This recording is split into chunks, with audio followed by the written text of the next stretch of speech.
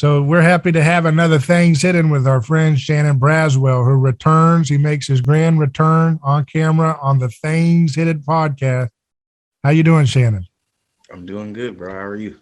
Great. I'm doing wonderful. I'm so glad to see you again on Zoom.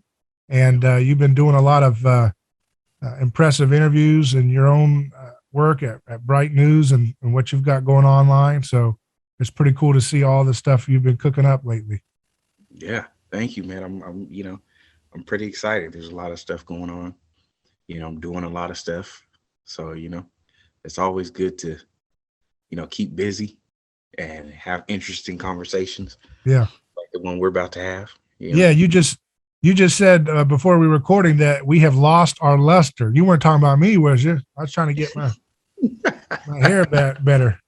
Well, you see the way I look, you know what I mean? So, hey, man, but no. But you were talking about the West and monotheism, right? Right. I was talking about, the fact that the West might have lost some of its influence in the world, particularly like religiously, faith-based, culturally,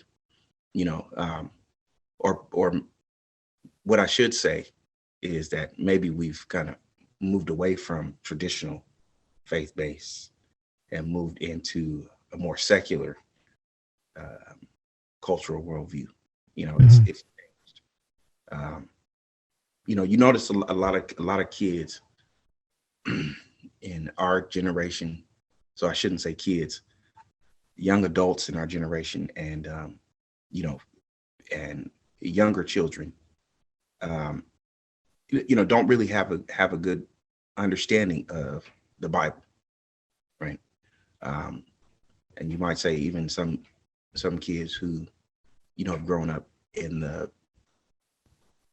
with Islamic beliefs don't really, have a good grasp on the Quranic worldview, and things like that. So, all around, I think our religious traditions have sort of faded out. They're just not as influential anymore. Maybe that's because and the West is losing its influence by proxy in some sense because of that, right? Because that was kind of what was our animating force, you're saying. Right. It was our animating force. It's what, provided the foundation, for us to be able to do some of the things that we've achieved, right? Mm-hmm. But at the same time, I think it sort of escalated the secularism that we, find ourselves in today, right? So people don't really have a go-to, when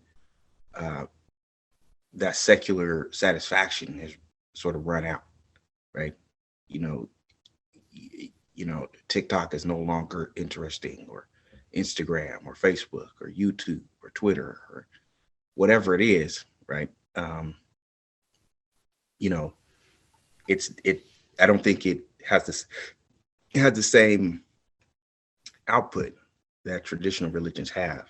Yeah, I noticed that like the Generation Z, they like to take all those songs and then just slow them down so they sound like the Demons, You ever hear they take every song, any song you want to find. I typed in that Motown song, Reach Out, I'll Be There, and they have that on slow down version. So it sounds like it's going backwards to take. And they like, but that is the crowning achievement of artistic representation in the music tastes of the generation a little bit younger than ours. Right. Is just taking classic songs and then slowing them down so they sound like ghosts, right, and stuff. And I'm like, man, what does that say about our society? Just slow. We're just taking these artifacts of music, artifacts of happier golden ages, and then making them sound like ghosts, because that's what it feels like. Like we're walking around in a palace that's empty, or like a mall that's closing and there's only one store left, and it's time to go home. That's how our culture feels right now. But I mean, I don't know if it has to always Yeah. feel that way, because certainly if you keep thinking it's going to be that way, it'll keep being that way, you know. And our Right. generation, the younger generations and our generation, they're so cynical and they're so too cool Mhm. that when you say, let's cure cancer, they say that's stupid, you know. All Yeah. it's so cynical, you know, and Right. just all they can do is slow down music, you know. Yeah. And I sort of, it's one of those questions that have kind of like have the previous generations sort of propelled us into that, you know, that mindset. You know what I mean? Are we, I don't want to blame anybody, right? I don't want to say that it's anybody's fault, but except to say that it's all of our faults. It's the West's fault for not, um, I think, I mean, really all of this started with, taking out some of the religious principles and stuff like that out of schools, right? Mm-hmm. The playing of inappropriate music, for children on the radio, Mm-hmm. you know, um, Did it start with Elvis when Elvis was doing his hip shaking on camera, and they were trying to ban that from TV, and then eventually it won? well, I mean, I think Going to it's make that just, biopic. Have you seen the trailer for the biopic for for the Elvis's life? no, I And it's haven't. trying to capture the electricity of how radical he was as an act for mainstream America at the time, you know, Right. where he Yeah. would start shaking his hips because he would go to those gospel tent revivals and he saw the way people would get with the Holy Spirit. And he just brought that to he just brought that to these music halls. Right. And then Yeah. the women were just losing their minds. They were just losing their mind, just like they do at church, but in a different way, you know? Yeah. I mean, it's no different from how a lot of gospel artists, they start out in church and stuff like that, and they go on to, you know, make more money and become more famous, doing soul music or R&B, and stuff like that. And I understand that those are personal, um, you know, personal achievements, because you're trying to make a life for yourself. So, human beings, uh, we like what's taboo, we like what's prohibited. We Mm-hmm. like drama. Mm-hmm. We don't want to, um, you know, it's like when Jesus says, that the harvest is plenty, but the workers are few, or like he says, the the the spirit is willing, but the flesh is weak. You know what I Mm-hmm. mean? You have to, you feel, the pressure of society. You have to make your mark, or you have to do something that might have gone against your religious beliefs or something like that in order to make money, right? And you don't, um, I mean, that's not to say that other religious groups and other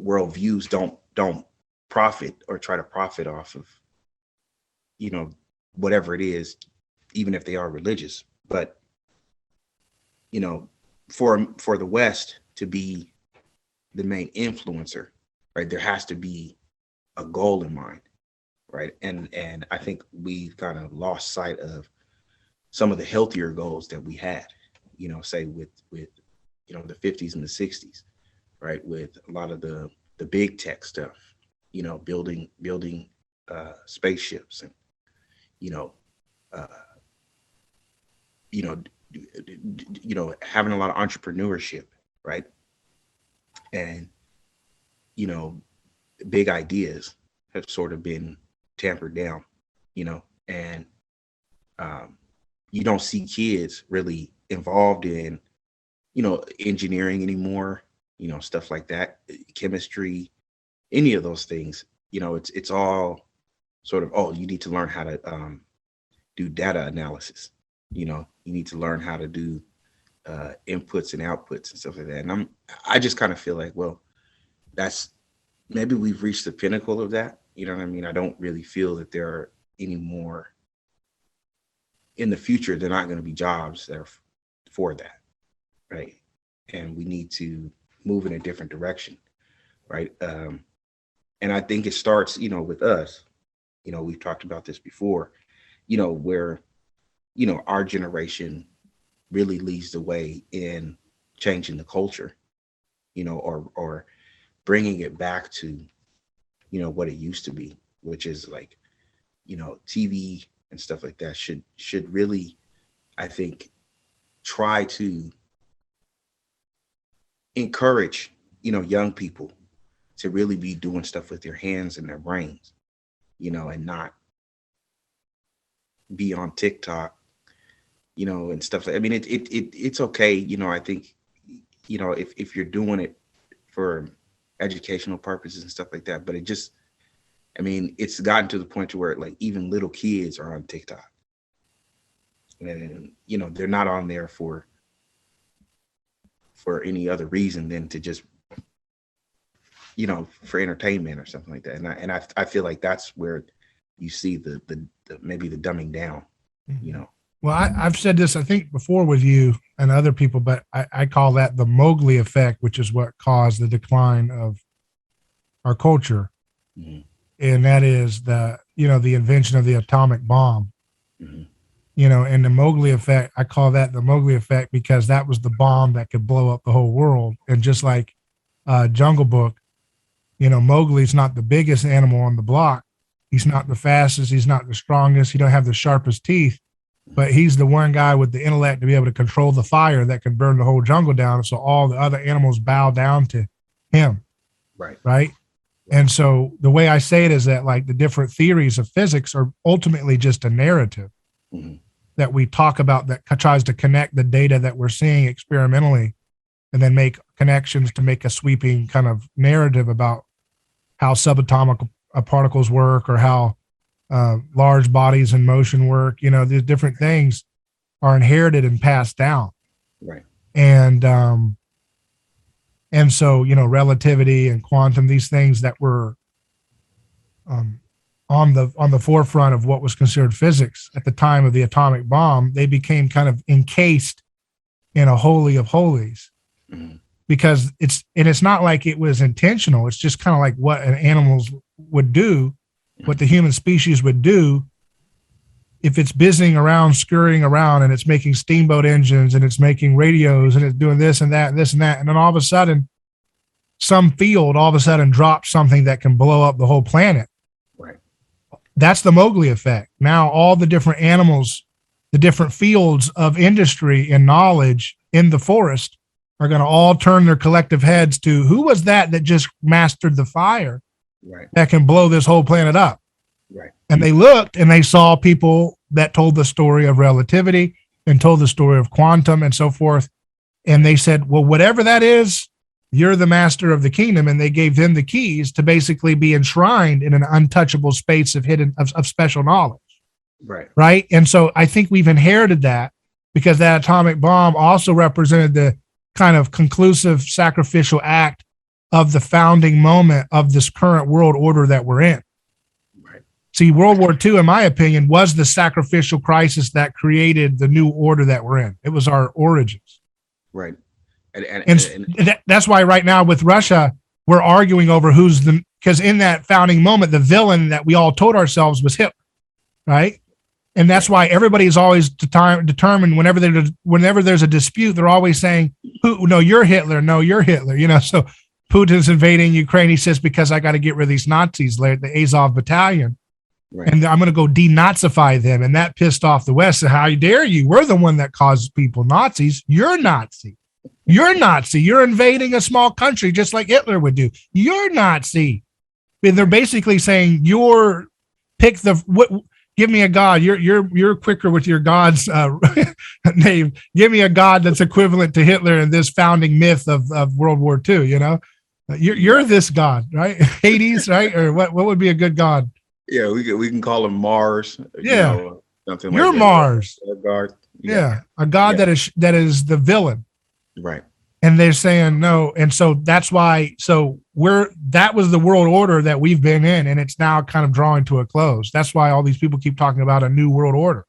Right, and so that you think that it's more of a power play, right? Because again, remember what makes the world go round? Nuclear war. Yeah. Like that's what, and so everybody's like, don't mess, because Biden said the other day that, my God, that man cannot remain in power. And they said, no, he's just joking. He's talking about, he's just teasing, or no, they said he was just meaning he can't remain in power of Ukraine. It's a stupid excuse. Right. But the ultimate thing, the reason why everything's so scary is because we have hypersonic, these people have hypersonic nukes that can blow up the planet. And again, guess what made that? It was the atomic bomb age. It was the end of the World War II era. Right. We went and picked the most Christian cities we could in Japan, and as a good Christian nation, bombed them, of course, very smart, very wise, very kind. And we nuked them. And then we said, see, you try this again and see what happens, Russia. Look what we can do. Mm-hmm. Yeah. And so we said, don't you mess with us, or we'll do this. And they said, well, we can do that too. Yeah. And then so I guess what I'm saying is like the whole, so you got to think of like where we're in because of the global age. This is we're drawing down to the end of a whole mythic age from end of World War II to where we're at now. Right. It'll be interesting to see where it all shakes out, Yeah. And that's, I think that's also part of the waning influence of the West, right? Because we're able to build up all this weaponization, right? And the rest of the world sees that. And then at the same time, we've got Christian proselytizers or missionaries going around trying to bring peace. And you got the United Nations and the League of, whatever, and NATO trying to talk about peace. But of course, everybody's missiles are pointed at each other, and so, this is sort of, I think that's what, on a cultural level, that's what brought about sort of the frustration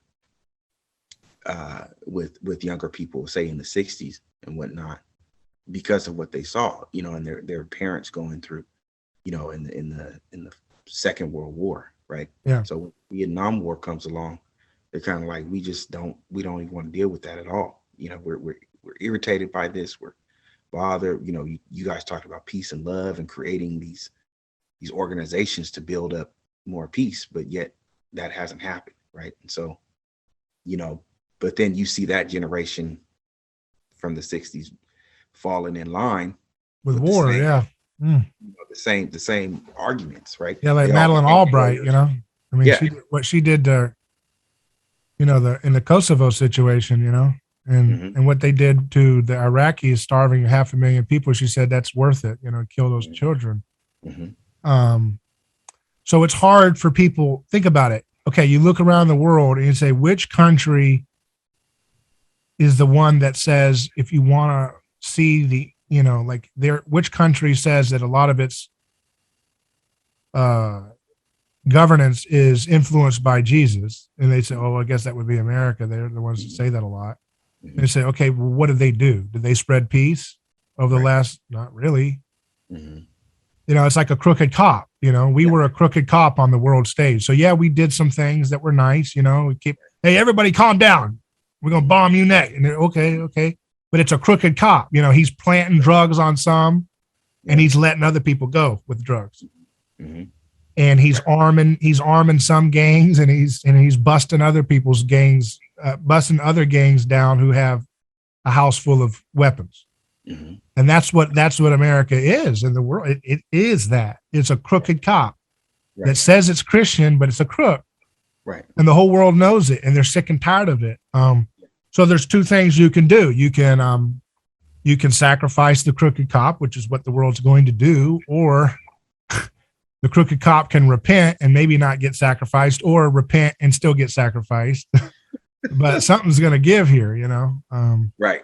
Right. And the people that run our government are very excited to, and a lot of our government officials are very excited to, whether they know it or not, to really prep America to be sacrificed very viciously, because if you lose, we just don't understand. I'm so sick and tired of talking to conservatives and liberals talk about, you can spend this or spend that.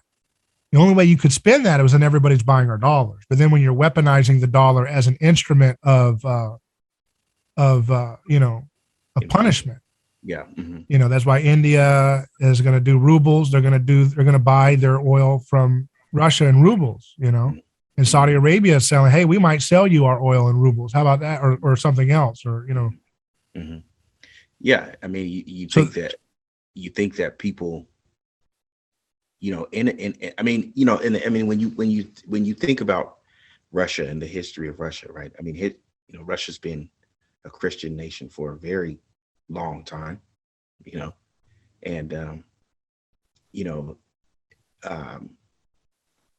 you would almost think that, you know, the United States would be trying to really work on trying to understand, you know, our shared history, you know, our shared history in that regard, you know, in the Christian regard, you know, but, you know, I think we just have a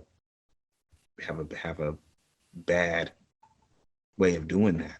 You know what I mean? Well, we have people that in our government that hate Christianity and would love nothing more than to do a buy one get one free, where you neutralize the two biggest Christian nations on the planet by making them fight each other.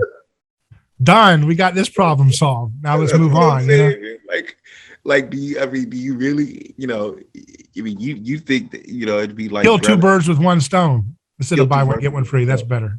Yeah, I mean, you would think that they would be brothers in arms or brothers in scripture or something like that. You know what I mean? It's like, okay, you know, we belong to two different, you know, Christian traditions or whatever, but we're still Christian, you know, we still believe in. Well, Putin tried to do that with George W. Bush after 9/11. Remember, he came over to him and said, hey, I'll help you fight Islamic terrorism. Let's do this. Then a few years into it, we're arming Al Qaeda in Syria, and he's backing the guy Assad to protect the Christians. He's probably like, well, how did that work out? You know? Right. Wait a second, just a few years ago. Yeah, because America had to designate an enemy, you know, that at that time, and that enemy was you know, extremist Islam. You know what I mean? But you don't hear about that anymore. No, because it's like they don't even exist anymore. What'd they do? Well, because it's not. You know, it's just like what happened with Japan. You know, everybody in the 80s thought Japan was just going to blow up and be this, you know, big thing, right? In the early 2000s, everybody thought China was going to be the biggest wave. You know, the number one economic power in the world, right? You know, you know, when we had this whole incident with the Middle East, everybody thought, okay, now the new target is, you know, extremists, it's Islam, it's, you know, whatever, right? So now we're here, you know. Before that, you know, it was COVID.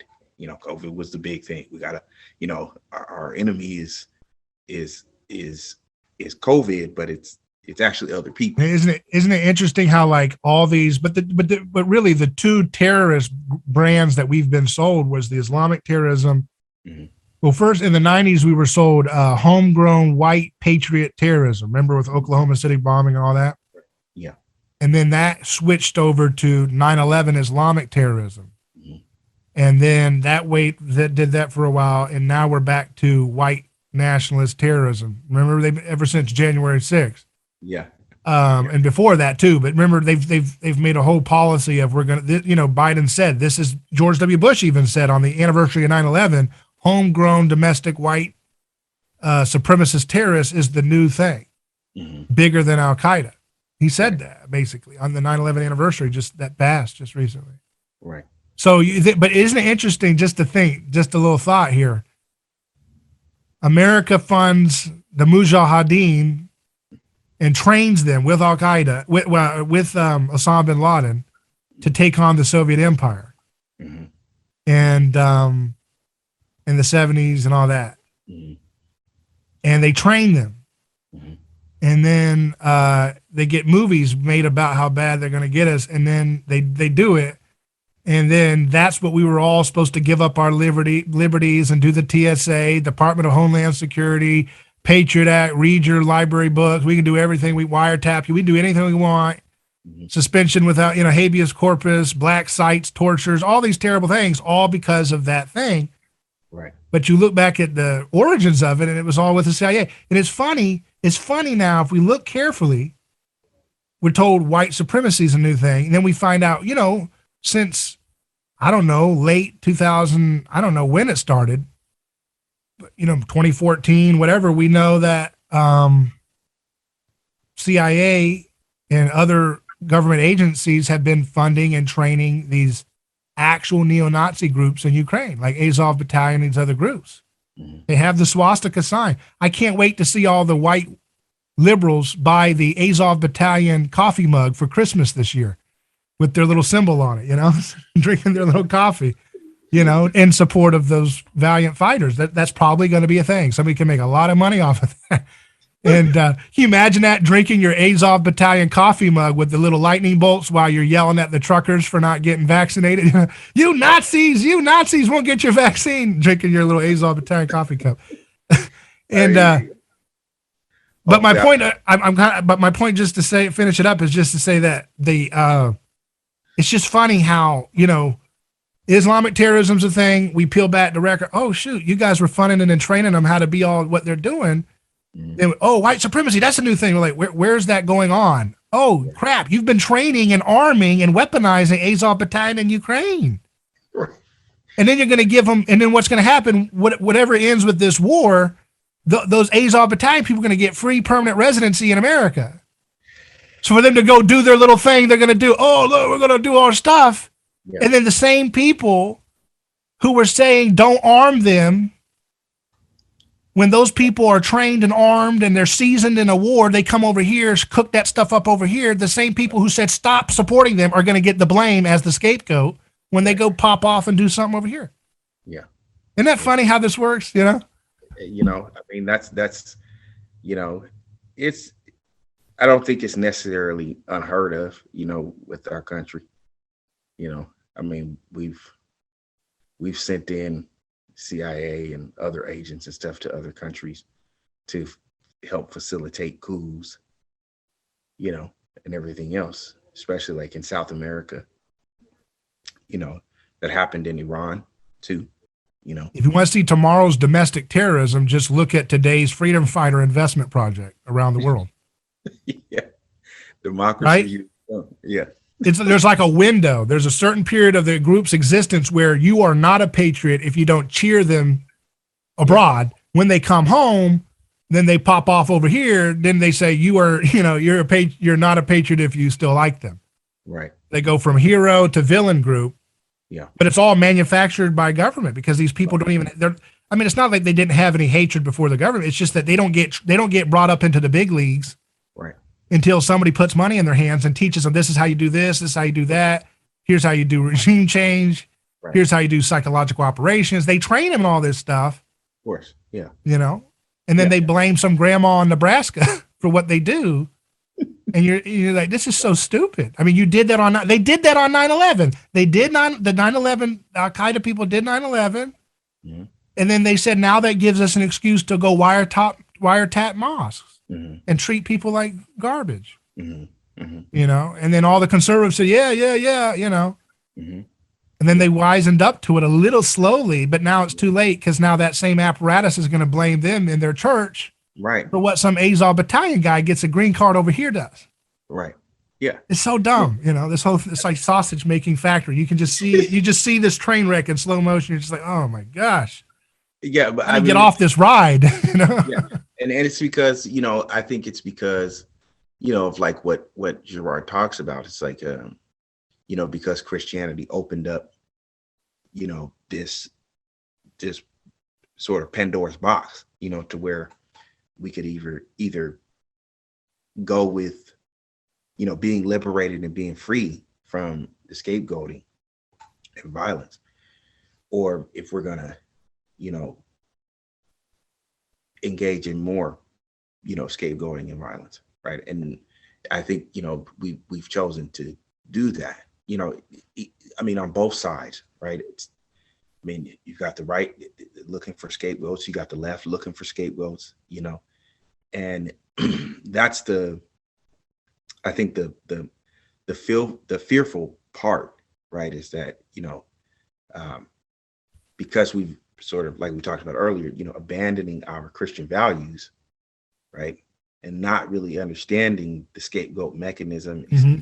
understanding, mimesis, understanding rivalry, understanding envy, jealousy, you know, groupthink, like how people can pull you into stuff, right? And you're not able to really think about what's going on, right? I mean, that is sort of where we are now. Yeah. Right? And sometimes you think, that it's like, we were discussing, that article from Gerard, or about Gerard, about the apocalypse, right? And it's what I took from that the most was this idea that we're already in an apocalyptic situation, and just for the audience to reference this, it's called Rene Girard's Apocalypse Is Now by Blake Smith at unheard.com. Yeah. So this article. The other point that was made is that part of the problem is that Western religious institutions, especially Christianity, has been complicit in supporting some of these political policies. I mean, for a very long time, this is not, I think we have to understand, like, this is not new, right? Like, this has been going on for a very long time. I mean, since the time that, say the Roman Empire, both the East and the West, accepted Christianity, right? The whole idea of a diocese is not even like a exclusively Christian term or something like that. It really stems from Roman governance, right? So, the other point is that a lot of clerics, a lot of people within the ecclesiastical world were a part of the political world in the early, in early Christianity, right? So sons were promoted to offices of bishop, and things like that if you came from prominent families. So this happened early on, and the bishops and priests and things like that were not completely against being in a political arena, because it gave them power, and backing from the state. So, it doesn't. I'm sure that there were bishops, and I don't want to misrepresent the church, but I think there wasn't really a reluctance by the clergy and reluctance by religious bodies to really denounce, violent campaigning in the name of, in the name of Christ. So, that is carried on down to our age, right? And now, instead of saying we're doing it for Christ, we say we do it for democracy. But right. Well, again, I think it kind of, to me, it goes back to that Mowgli moment with the atomic bomb. Right. I mean, it's not like that was where it all started, but it just really crystallizes and cements the problem, because America had the Christian America had become kind of a Gnostic religion for some time. But when relativity and quantum and all this stuff are the dominant paradigms of knowledge for the question of what are we made of, and then those people who are talking about those narratives are not believers in a incarnational God, you're going to be left in the dust. Right. If we had Christians who were incarnational, they wouldn't be talking about problems; they'd be creating embodied solutions. Right. But Christianity was so again enamored by sucking up to the state that it didn't realize its own power to challenge again and say, hey, I get it, because the reason why I'm trying to getting at this is because I think, and I've said this a lot on my show and I've talked to you about it, that I think that, the idea of what we call nuclear fusion is not possible based on my friend Dr. Yu's theory, right? And this idea that, like, we've decided what, traditional nuclear energy requires these high temperatures, and it has all these expensive components to it and all these advanced complex processes. And I think nuclear energy could be done at tabletop devices with no worry about radiation and at low temperatures. Right. And I think everybody would have it. And if we had a Christian spirit, we wouldn't have gone and bowed down to the Mowgli Effect. Okay, you guys were destroying the world. We're not going to challenge your knowledge. You're sacred. You're untouchable. We're just going to stay at your feet. And Christianity is now defeated. Right. Starting with Darwin, and it's finished at the dropping of the bomb. Right. Because who needs God if these guys are God? Right. Now, if Christianity had responded to the bomb with, again, cold fusion reactors on everybody's neighborhood, powering their HOA community, their neighborhood, that's how the people of peace respond to technological advancements in the domain of Mars. Right. The people of peace have to have the courage enough to challenge the assumptions of the establishment order and then embody those challenges with a solution that is for peace, like decentralized energy. Right. But that doesn't happen in that situation. What happens is basically that's why people are on. We are living in the age. We're living in the results of this, of the atomic bomb drops. And that's why we have people on TikTok making slowed down versions and laughing at people's falling on their heads and stuff and saying, and then they have these videos that millions of views and it says some robotic voice says, my dog got into my bag of marijuana. Which one? And which one is the one that got into the dog? Which one's the one that got into the marijuana? And it's two dogs and one's smiling and one's scared and, Right. And that's what gets 10 million, 50 million views and stuff. And it's like that you get that when there's nothing to believe in anymore. Right. Because you go to the Christians and all they're doing is they're either imitating the warmongering or they're imitating, the identity politics. They're not doing anything leadership. They're not leading anything. They're just ripoffs, Okay. So, I just think that it's hard for people to understand the significance of how much not imitating Jesus. Like if you don't imitate Jesus, but yet you say you're the place for Jesus, then you're going to squander your opportunity to move the society forward. And it's going to get stuck. It's like that Back to the Future movie where he looks at the future if the bad guy is able to keep doing the bad guy stuff and everything's decayed and everybody's poor and everybody's in and it's like, that's kind of like what happened is like, we had all these opportunities to keep revivifying the spirit of the age with new zeal and new wonder and new audacity. And, Peter Thiel talks about it like we don't believe in individuals anymore. And that's one way of looking at the same thing I'm talking about. Right. But I'm just talking about the idea of questioning established paradigms, which can be a way of looking at individuals, of course, too. Right. Yeah. I mean, I agree with the idea of having your own mind and having your own thoughts, right? Like being an individual, right? But I also believe that, we're of course mimetic creatures, mimetic beings, humans are mimetic, and we gravitate towards other people that have the same interests as us and things like that. You know what I mean? And I think you can have both. It's like what Dr.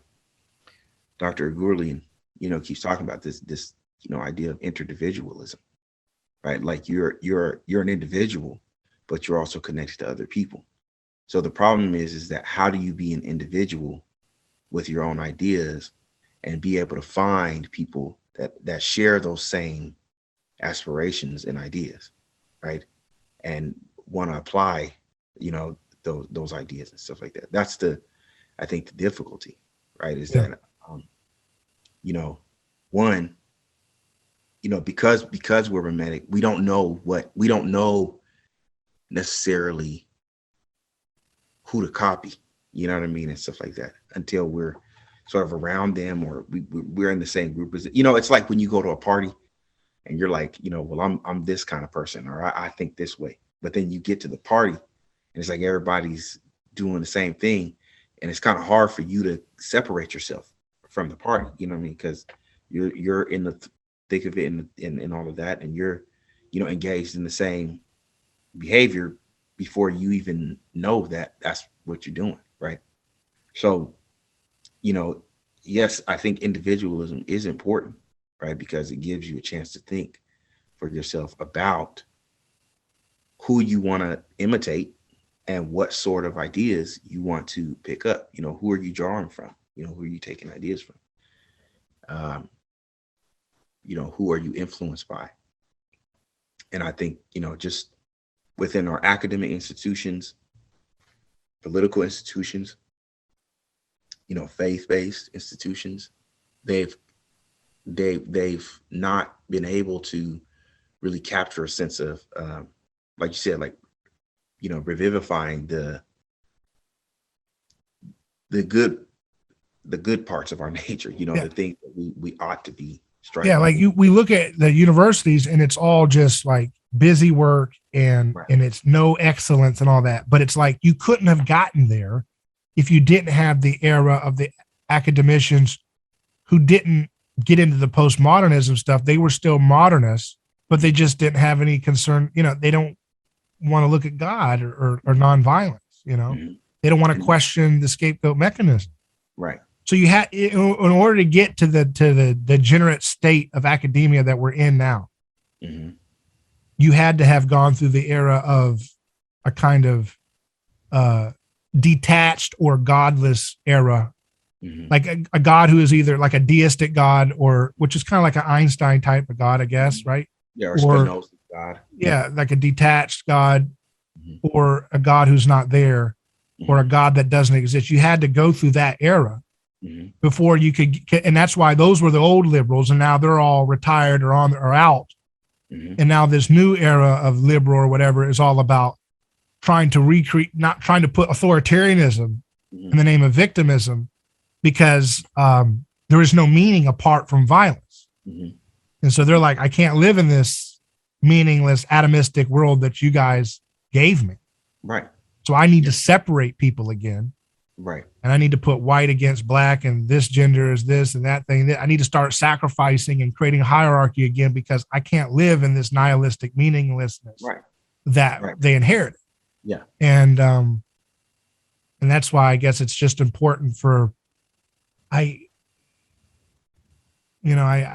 just keep going back to the same answers for me, which just makes us want to have to do work. Mm-hmm. And nobody wants to do work because that's hard, because I guess what I'm saying is, like, if we wanted to play like a theoretical alternate view of history, if the church had somehow figured this stuff out and kept incarnating and stop Mm-hmm. aligning with the state Mm-hmm. and politics, as you call it, Mm-hmm. It'd be a different world, it'd be a totally different world. Yes. And so the question is not about, oh, well, we blew it, let's just talk about how great the church is. No, it's about we have to be in the world and bring that light back, right? And the light is excellence in the pursuit of things that make people better off, Right. And I want to make this point, because I feel like this is something that I think a lot of people in our generation and a lot of people that came up, say, in the 60s and stuff, turning towards other religious faiths and stuff like that, especially like, the they would call them like the Hindu religions, or stuff like that. And so Jainism and Buddhism would be included in that. Right. And I would like to say that, I've heard a lot of people talking about how Buddhism is sort of, this world religion where, you have peace and it brings you to the real realization of yourself and stuff like that. You know what I mean? And that's all good. Like, Buddhism, I don't have a problem with any religion, right? I mean, I like to learn about different religions, right? But I think that for me, with Buddhism, the problem is that Buddhism encourages sort of a retreat from the world, right? This idea that everything around you is an illusion. It's not real. It doesn't, you know what I mean? And it's only the way you think about things. So you need to detach yourself from those desires, right? Like completely, right? Yeah. Every desire that you have you need to detach yourself from it, right? And, I always sort of had a problem with that because I'm like, well, what about the good desires? What about wanting to have family and, health and, a right mind and, all the things, all the kindness things to strangers and enemies. yeah, you know what I mean? What about Philippians 4:8, right? So it's that idea that I think Buddhism doesn't take in mind, that there are good desires, right? There are positive desires, but because it doesn't have the component of, I think, Christ, who is trying to show us that there are good things to imitate, right? It's what God has told you in the scriptures, right? Follow that. Buddhism doesn't have that, right? It tries to take the human outside of the condition that they're in completely, like in their mind, you know what I mean? If I just think it in my mind, and I can get out of this struggle in my brain, then of course, I'll be free from suffering, right? And I tend to, I don't think that, I don't think that that's true, right? Like the world is burning around you, and yet you feel that you're in a state of peace and tranquility. I don't think so. You know what I'm saying? That doesn't really ride well. So here, here's my thing is that I think again, it's we don't have a center anymore. You know what I mean? Like nobody, our center is say politics, the government, whatever, who's telling us what we should care about. Mm-hmm. You know what I mean? Instead of really reading, say, the scriptures again and saying, look, man, like, the way that I look at this apocalypse and the apocalyptic stuff, right, is this idea that, okay, the way that the apocalypse is displayed in the scriptures in Revelations and say the synoptic gospels, right? Because Gerard, he'd like to say, look, don't just look at Revelations, look at Luke, or look at the synoptic gospels. But the way I look at the apocalypse is more so that it's not a definite outcome, right? Because apocalypse in its original, the etymology of the word has more than just catastrophe, as a definition. It can also mean that which is revealed, that which is hidden has been revealed, right? So I think it's more so of a situation where we have a chance, to get things right. And Revelations and the synoptic gospel are just showing us what can go wrong if we choose to go down that path, right? And unfortunately, we are heading in that direction, right? I mean, Gerard used to say, history is a test, mankind is failing it, right? And you always, you often say that Jesus is the master of history, so it's kind of one of those things where Jesus already told us what would happen if we continue down the wrong path. You know what I mean? We just and so here's the thing that's interesting too, because a lot of people, when they hear someone like me or something say, well, like a caricature of what I'm saying is, you're saying technology is going to save us. Mm-hmm. And then you're talking about flying cars and nuclear cold fusion, and you're talking about elemental transmutation and anti-gravity. You sound like a materialist. No, I don't. That's what Jesus is supposed to do. He did signs and wonders to get the crowd to pay attention.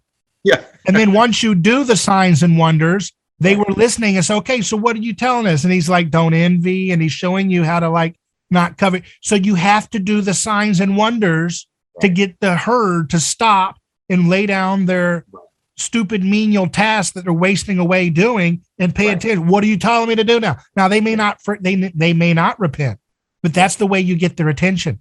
If you go to any church, it's the same thing. You know, they have to do signs and wonders. You go to the Catholic Church, they're doing, you get, what's this?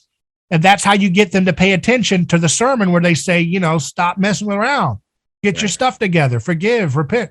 You go to the modern church, they've got signs and wonders. They got a fog machine. You're coughing when you walk in. They've got fresh donuts. They've got local crafted coffee, roasted freshly. That's signs and wonders. It smells, you know what I mean? It's signs and wonders. Now, those are, you can always critique them. Everybody's got a critique about everybody else's signs and wonders. Forget it. The point is, if you really want the good stuff, you have to do real. And I'm not, and again, I don't want to be mistaken here. I'm not saying parlor trick, because some of that stuff sounds like parlor trick. And I'm not saying that. I'm saying you really have to do real signs and wonders like Jesus did. He didn't do parlor tricks. He didn't pretend to fix your leg and then they're hobbling off and he said, get on out the door. I got a lesson to teach. You know, he really fixed it. And so if we don't fix things, then no one's the herd won't listen. And so it goes together, and these fools don't get it. The little trads and all these stuff, they don't understand anything, you know, about Jesus, because they're like, oh no, it's not about technology's bad. Technology is bad. And you just need to be moral traditionalists. It's like, no, in order to be a moral traditionalist, you have to teach this. You have to come with signs and wonders and excellence. That doesn't mean everybody's going to be doing, you know, cold fusion, but the point is that's what we should all be organizing our communities to do. Right. And you might get sacrificed, but that's what martyrs are for. And then you take the ball rolling and you keep going.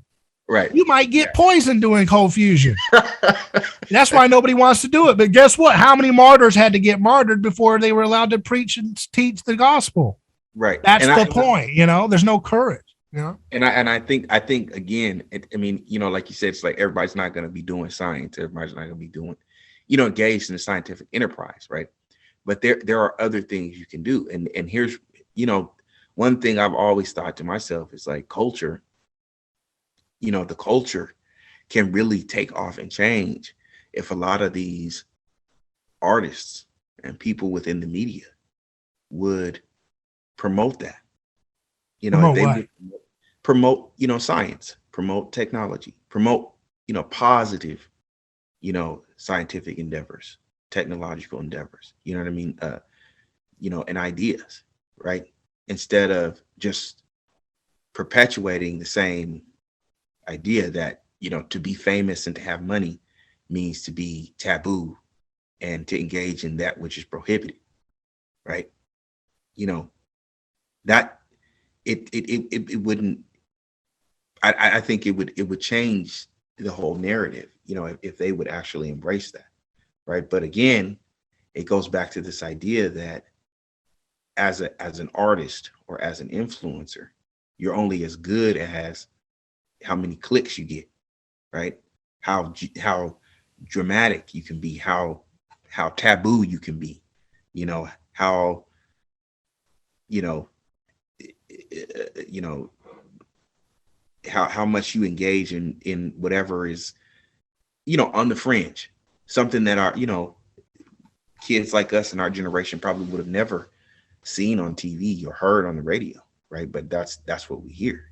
So, you know, that's the main, I think that's the first problem, right, that needs to be discussed is how do we change the culture to get people to be more interested in things like that, right? And how do it's like a catch-22, which comes first? And I don't know, because like is the science and technology comes and then the culture changes, or does the culture change and then the science and technology catches up? I guess it could go either way, but I mean, but I think the more people you have engaged in the scientific enterprise in many different areas, the more influential it'll be, right? If you don't have artists, say like rappers and singers and, people who are engaged, I mean, think about the movies and stuff like What that. would Right? what would a rapper say about science and technology? What do you mean? Give us an example. I mean, I don't know. I'm not, I'm not a rapper. I can't. I'm just saying, they Kanye is the closest one I know that says stuff like that, and they just make him look crazy, Well, yeah, I mean, because he will say, we're gonna build cities with domes, and we're gonna, do all this and make but water. he's also been complicit in his own, cultural problems. You know what I mean? So I mean, that's not to say anything wrong about Kanye West. I don't know him, but again, that's the kind of contradiction, that I think people don't want to see. It's like, if you're gonna do it, then go all the way. And I think that's the kind of cautionary, it's like a cautionary tale when it comes to stuff like that. Like, I get that you're trying to be an entertainer and you're trying to get clicks, right? But a lot of, see, the thing is that with a lot of young people, with us, if you tell us don't do something and we see you doing it on TV, more than likely that's what's going to happen. It's going to trickle down to normal people. You know what I mean?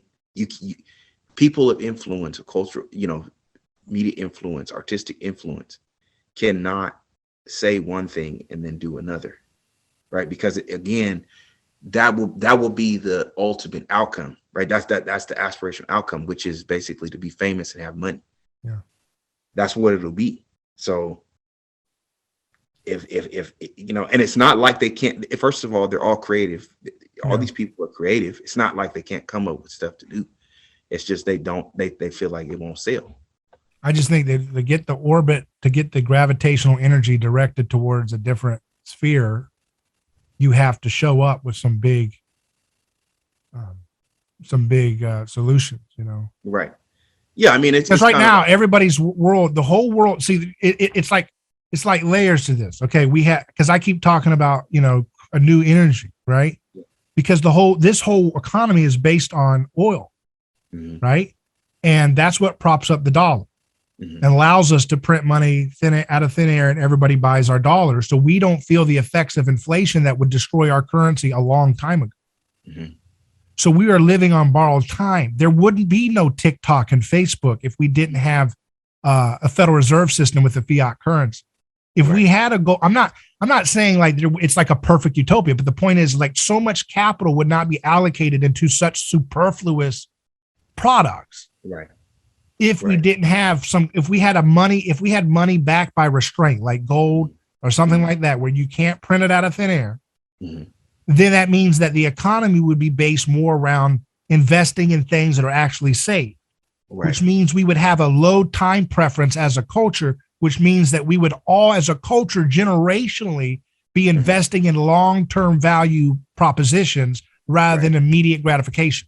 So you see how there's this fusion between spirituality and Christianity and economics that is so intertwined, it's hard to even unpack because the mere existence of this money printing machine has warped us so bad that our kids are watching TikTok videos about dogs that are high on marijuana.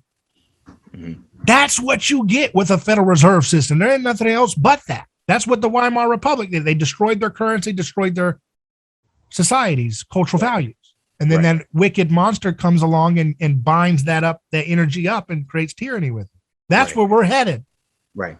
Yeah. We're in trouble if we don't get off. You're right. This is an apocalyptic moment. An apocalypse is a means of grace. It's not necessarily a means of condemnation. Right. It's an opportunity to repent before it's too late. Right.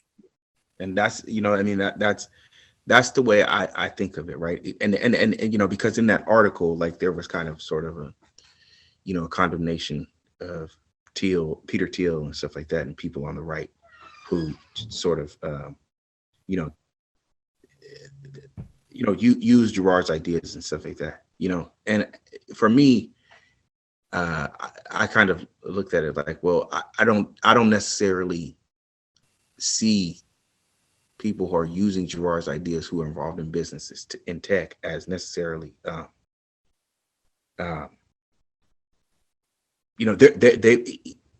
I've never heard anything, where Peter Thiel said we weren't in the apocalypse, right? Anytime I've ever heard him talk about scripture or heard him talking about, the Christian faith, um, I think he's always kind of hinted at that, right? That we're already in that age, right? And to say that there's nothing that we can do about it, I think, that leaves it sort of like, well, then why are we wasting all this time? We might as well just go ahead and. Who was implying that there's nothing to do about it? Well, I think the writer who had wrote the article, on Gerard and the Apocalypse, he was. It sounded as if he was sort of coming to the conclusion that the apocalypse is already here. There's nothing we can do about it. Well, I wanted to read some from that article. You want to read it? I can read it real quick. Is that okay? Yeah. Let's just read it, and then we'll. It says for centuries our societies had existed on the basis of a usually unspoken and philosophically incoherent compromise between pre-Christian values, which is preserving society through rituals of sacrifice, and the message of Christ, who showed that sacrifice is now unnecessary and that the end of the world is at hand. Now, Gerard would say, no, Christ, later Gerard would say, no, Christ doesn't say sacrifice isn't necessary. He just would say there's a different type of sacrifice, a sacrifice of yourself rather than sacrifice of another, right? I just want to put that in there. Right. Such a little response to that article's perspective. And then the article goes on to say secularization dissolves this compromise. It hastens the apocalypse and thus the second coming of Christ by ending the social rituals that had constrained the violence of competition. All that remains is mimetic rivalry, and it escalates to extremes. A society without religion, ritual, constraint, or limit, in which atomized individuals compete with each other in steadily worsening spirals of envy and hostility, is the clearing in which Christ will reappear. Pundits discussing the mimetic aspects of media trends or the role of scapegoating and cancel culture use Girard's concepts to explain a world that he insisted is on the verge of perishing. Those who critique Girard's ideas make a similar mistake to those who wish to take them up for political purposes. Justin E.H. Smith, for example, condemns the Girardian version of Catholicism as a clerical institution ideally suited to the newly emerging techno-feudalist order promoted by Thiel. But Girard argued that the role of the church as a clerical institution is coming to an end as its long compromise with politics ceases, and that this is both a terrifying and joyous event. Mm-hmm. Yeah. So the last paragraph just says, just to wrap it up, his apocalypticism may be disturbing or even indeed mad, but it is not compatible with conservatism or even with politics as such. Girard is not merely a source of stimulating or useful ideas for Silicon Valley. He is a messianic man of faith for whom the decline of religion and of the West makes straight the way of the Lord. Right. But I think he's taking a negative view on Girard's implications that don't have to be put there, is what you would say. And I agree with that. You're right. That's what I'm implying. Yeah. Because it sounds like it's still a doomsday message, that you like, no matter what you do, it doesn't matter which side you're on. And more so, he was talking about side of the right, but it doesn't matter which side you're on. You're still doomed to meet the same fate as anyone else who lives, which is decline or something. Yeah. But I think, and Girard tended to agree with that negative outcome, but he never said it had to be so. And I don't think it does either. Right. And I think it is up to us. Like I always say, we're headed that way, the easy way or the hard way. We're headed towards the kingdom of heaven, the easy way or the hard way. We can do it the easy way, which is to do it the positive way. Right. Or we can do it the dumb way we're doing it, and it's going to get really hard for everybody. Right. And then the main thing that people need to think about is how much violence is going to escalate. Right. I don't think people really understand, like, it's because a lot of times when we think about violence, especially Americans, we think about violence as being external, like being far away. It's somewhere in another country. but it's like, that's not reality. Like it's going to happen here too. Mm-hmm. Right? We need to really be cognizant of that. You know, I don't want to give the solution of like, well, people need to start going back to church, but it's kind of like, well, maybe we do though. You know what I mean? Like maybe we need to hear that sermon every. But what would have happened? I was thinking about this today in the 1980s when the moral majority was really big and Jerry Falwell and all those guys, right? What if instead of them going up to people like CIA George H.W. Bush and begging for a seat at the table to get on board with warmongering, and what would they say their issues were? They'd say, "We're Mr. President, we stand behind you." I'm doing my Jerry Falwell voice now. Mr. President, we stand behind you in your need to go to war. We ask that you take care of our people. We're very interested in the pro-life message this year for your re-election campaign, and we really want to make sure that you stand strong for family values and go against gay marriage. That's all they had to offer. That's it. Right. That's all you got. I mean, what if they started with, Mr. President, the Bible says it's a sin to have dishonest weights and measures. We are urging you as the evangelical community of America to make sure you start with abolishing the Federal Reserve and allowing a gold standard back for the American people. What if that was the Christian? See what I mean? Right. Now but they wouldn't have had the meeting, but they could have. There was a time when they stood. That's what irritates me. There was a time when the church still had some stroke a little bit, and they could have cashed in for righteousness. Mm-hmm. They could have said, Mr. President, I don't need to have a conversation about family values if I strike these sins at the core. Mr. President, your war is immoral. Mr. President, your Federal Reserve is a debauchery machine, creating an economic incentive for nihilism. You see what I mean? If they had some, we could have done something, right? But they didn't. They squandered their inheritance for a piece of porridge. Yeah. And they didn't get what they wanted. I guess the pro-life thing they're doing okay a little bit. That they did a little bit with that. Well, I think that also it's more of it also has to do with the fact that the church doesn't have a good understanding of economics themselves. Right. So they don't really understand. But Pat Robertson, I'm gonna call him out a little bit. Pat Robertson, he was part of that moral majority, and I've heard him talk about the gold standard. So they knew about it, but they didn't understand the moral urgency and the necessity to make those things a Christian issue. Right. Mr. President, orphans and widows are being destroyed by your Federal Reserve boom bust cycle. Right. Mr. President, we come today as the American Christians telling you stop this war. Right. But they didn't do that. They just took those marginal ones, and that's all they ever did. And they sold out on the Patriot Act. They sold out on war on drugs. Mm-hmm. Mr. President, I hate drugs, Mr. President, but I think that your CIA pumping them into LA ain't going to help us, Mr. President. They couldn't do that. See what I mean? Because, you're going to get in trouble. And so that's, but the church doesn't want to be a prophet. They'd rather be a priest. Right. And so that's where we're at today. Yeah. Yeah. TikTok is a creation of a nation of priests rather than, any prophet. Right. Right. Yeah. Yeah. And, I mean, we've sort of lost our I guess our stomach for hearing from the prophets. You know what I mean? We just want to hear established, voices. We want to hear powerful voices, instead of hearing what we need to hear. You know what I mean? And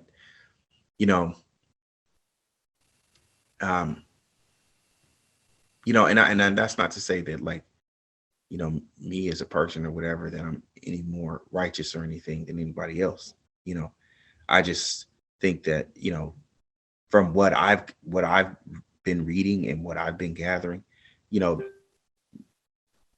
creating whatever in my head, you know what I mean? I feel like I'm not the only one who thinks that way. I'm not the only one that is thinking like this. And so I just, for me, I just don't want it to be a thing of like, it's going to be doom and gloom no matter what you do. But I also don't want it to be a thing of, well, there's nothing we can do about it, and we might as well just go ahead and be all of us might as well be Epicureans. You know what I mean? I don't think that that's the right way to go about it, right? Because you see France and what their Epicureanism has taken them. So, I'm not trying to go down that road. You know what I mean? Yeah. So yeah, hopefully. And they keep saying, oh, all this technology ever does is creates more opportunities for violence, but that's what technology done with sacrificial religion does. Right. Because you look back 5,000 years ago and you look at some of those temples and stuff, and everything's cut nicely, and they got these giant boulders in the top of mountains, and you say, how did they do that? Well, they were. You can do technological advancement to a certain degree when it's organized around sacrificial violence and might and majesty. Right. And that's what we have with the Pentagon-based economy we have today. Right. It is a sacrificial violence-driven economy. Right. That's why we had to go start up shop with Ukraine, because Afghanistan was done, and the munitions manufacturers need to keep rolling. Right. They need to get the old inventory out to get the new inventory in. I just saw they got 100 Javelin little drones, little killer drones are given to Ukraine. Right. And it just blows you up like ground beef. That's what we're doing. We got people on TikTok watching dogs that are high, saying which one is high. Is it the left one or the right one? Right. And then we're sending off killer drones to blow people up into ground beef. Right. Meanwhile, we're not allowed to eat beef. So we're going to get to a point where we don't even have the energy to press the button to drop that drone onto somebody, because we're eating insects and plant-based burger all day looking like Bill Gates. And we don't want to look like that. Nobody wants to look like that. Hey, yeah. I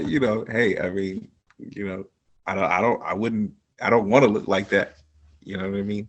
So, that's, I'm trying. You don't need to be lectured to by people who are best friends with Jeffrey Epstein. Yeah. Yeah. I mean, hey, you got to find other, what do you call it? Other people to imitate, man. Mm-hmm. Can we please pick a president next time that doesn't have like 10,000 photos with Jeffrey Epstein, all these people, and that's a metaphor for all that nastiness. Right. There's no virtue. There's no nothing. And people are like, well, why, how can, every time you try to condemn the virtue of a Biden or whatever, they say, well, who are you Christians? You got nothing to say. And you look back at it and you say, yeah, we were implicit. Our leaders were telling us, go to war. Our leaders were telling us, put that guy away for life in a rape cage because he got high. Our leaders were telling us, all this stuff. And then when it came to physics, we just said, yeah, go with Einstein. Well, how about challenge it? Go with something better. Why do you have to stay so meek and religious? Right. Because you are religiously putting your faith mimetically into some kind of knowledge cult that doesn't need, some kind of personality cult. Right. It doesn't need to be worshipped. You need to challenge it and overthrow it. You don't overthrow things just to overthrow them. You overthrow them because you produce something better. Right. Or because you disagree, because you disagree and you think, like you said, there's something else out there, and that, but especially within academia, if you try to do that, you try to write an article or write a paper or dissertation that goes against that, then that's why you don't do papers. You just go build something. You got to build something. Yeah. But hey, the thing is, the way I see it is, it's one of those things where I look at it and I say, if we don't start showing some signs and wonders, then there's no hope. It is going to be absolute destruction. But it's right. It's not just signs and wonders. It has to have moral excellence and virtue with it, because because the signs and wonders is just how you get their attention. And then you bring about a taste of what God's goodness can provide. And then you have to follow it up with the discipleship and all that. And that means being of solid moral character. You know, like people will listen to that again if they see that you're relevant and you're able to meet the needs of the people. And there's a reason why Islam came into that polytheistic culture and said, we got something better. Mm-hmm. And they did it. They organized a better society with their view because it was superior to polytheism. Right. And there's a reason why Christianity went to the tribes like the Germanic tribes and cleaned it up and got them doing cathedrals in a few years because he gave them something better to aspire to. And we have something better. That's right. Than bombs and javelin missiles that the pagans will do. The pagans will keep making javelin missiles all day until the Christians show up and say, how do we take that sword and turn it into a plow shield and heal the land and care for the sick? Why can't we have homes cost $10,000 for a new home? Why can't we have that abundant mindset? Yeah. Right? Yeah. And that's all something that we can do. Yeah. And I mean, hopefully, I just, I for me, it's like, I want to see the next generations and stuff like that, coming up with good ideas and stuff like that.